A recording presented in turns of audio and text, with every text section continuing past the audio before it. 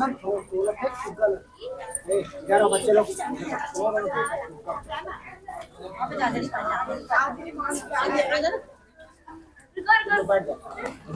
जा बच्चे लोग, बैठ।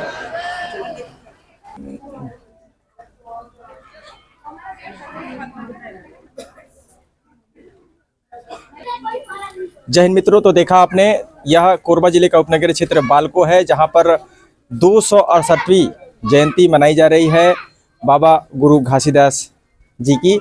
और यहां पर सभी सतनाम समाज के बालको इकाई के खासकर सभी लोग यहां पर मौजूद हैं। आइए जानते हैं अध्यक्ष महोदय से किस तरह का कार्यक्रम रहा और क्या कुछ संदेश बाबा साहब ने दिया और उनके कहने और करने पर किस तरह से हमको अमल करना चाहिए ताकि हमारा समाज और हमारा देश आगे बढ़ सके। नमस्कार सर, अपना परिचय देंगे। मैं रमेश जाटवर, अध्यक्ष सतनाम कल्याण समिति बालको।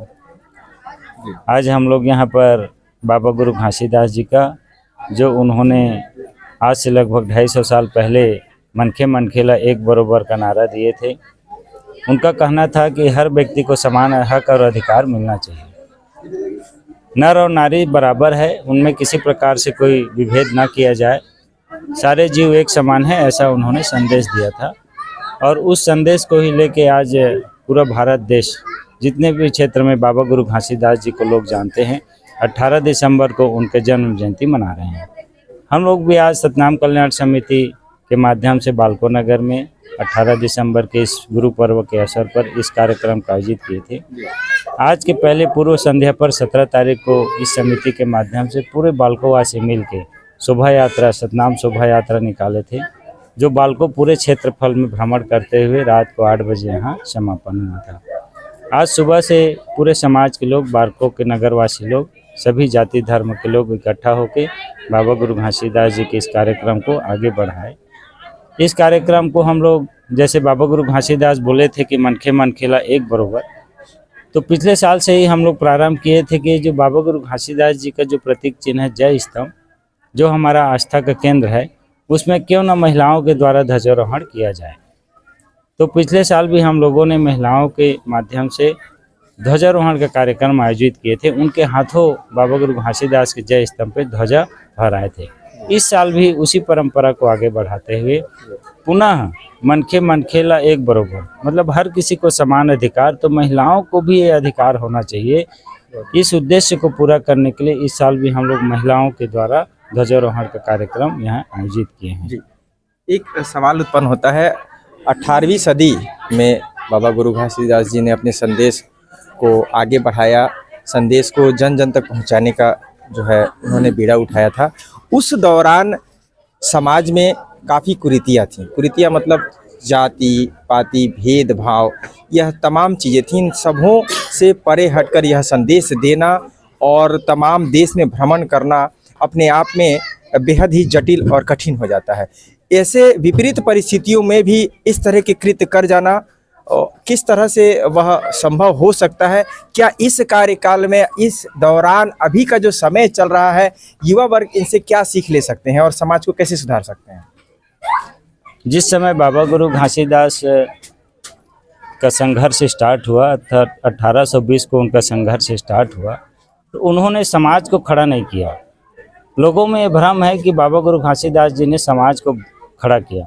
बाबा गुरु घासीदास या उनसे पहले जितने भी महापुरुष हुए हैं, संत रैदास हुए, संत कबीर हुए, संत माता कर्मा हुई, गौतम बुद्ध हुए, इन्होंने समाज के बीच में विचारधारा को खड़ा किया। और विचारधारा जैसे ही खड़ा हुआ समाज के बीच में, समाज ऑटोमेटिकली खड़ा हो गया।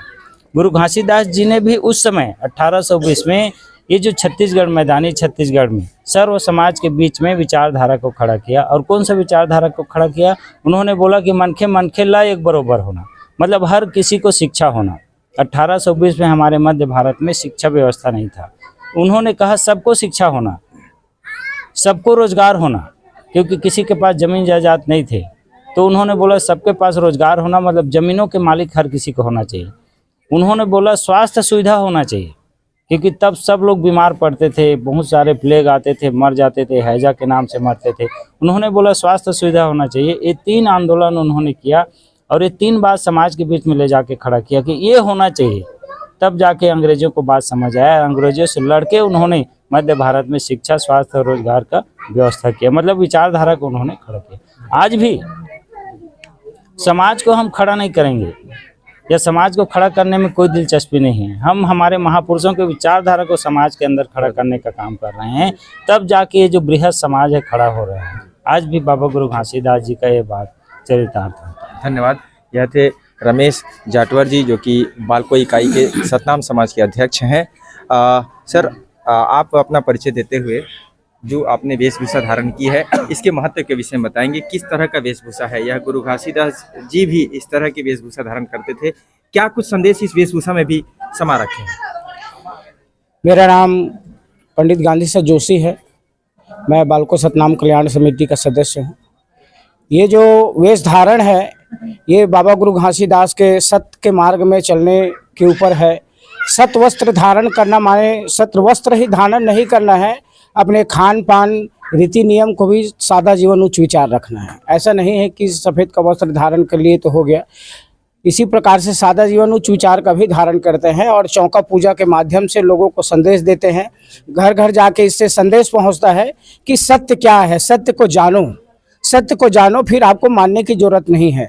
सत्य ही प्राकृतिक है और प्राकृतिक को ही बाबा गुरु घासीदास ने मंगल के माध्यम से लोगों को बताया है कि आप यानी सत्य को जानो और तभी आप उसको मान सकते हो। जानने की जरूरत नहीं है, आप मान लिए, उसको जान गए, प्राकृतिक ही सत्य है तो आप उसी को जान सकते हो, वही सत्य है। धन्यवाद आपका। आज कोरबा जिले में तमाम मंत्रियों का समावेश था। गुरु घासीदास जी की 268वीं जयंती के तौर पर तमाम मंत्री, यहाँ तक कि सीएम माने छत्तीसगढ़ के मुख्यमंत्री श्री अरुण साय जी भी, विष्णुदेव साय जी भी, और उप मुख्यमंत्री अरुण साव जी भी।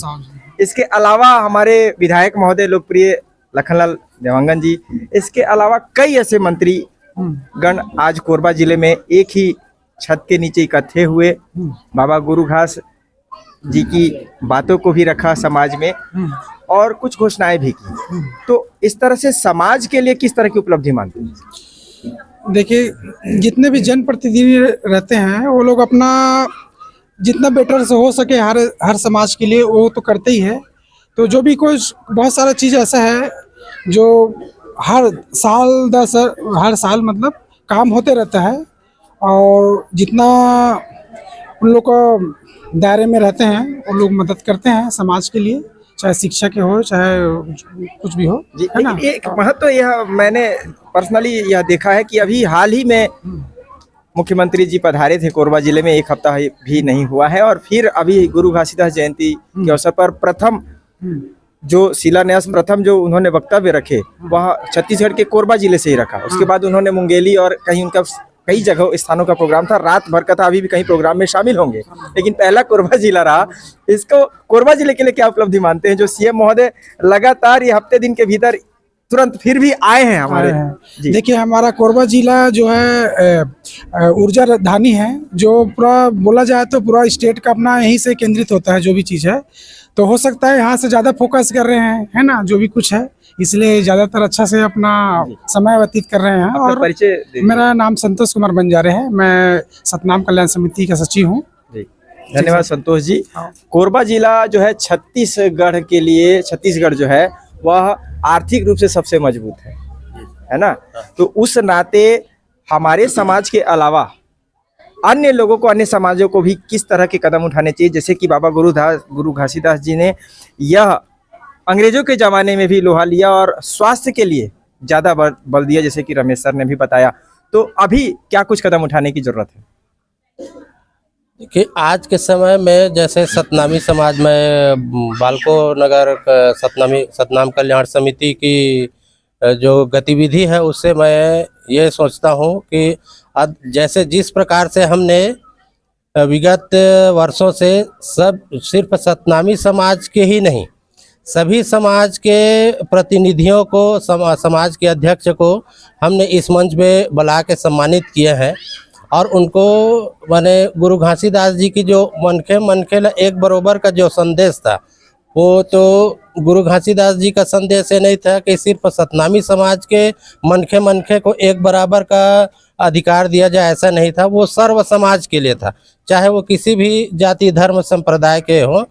तो मैं अन्य समाज के लोगों से ये आशा करता हूँ कि जिस तरह से हमने या बालको सतनाम कल्याण समिति ने सभी समाज के लोगों को समान भाव से सम्मान किया है, किसी भी जाति धर्म से परे हटके, उसी तरह से मैं अन्य समुदाय के लोगों से अपेक्षा करता हूं कि उसी रिवाज पे चल के सतनामी समाज के लोगों को भी बराबर सम्मान दिया क्या जाए। नाम बताया आपने? मेरा नाम तिलक घिर्रे है, मैं सतनाम कल्याण समिति का सदस्य हूँ।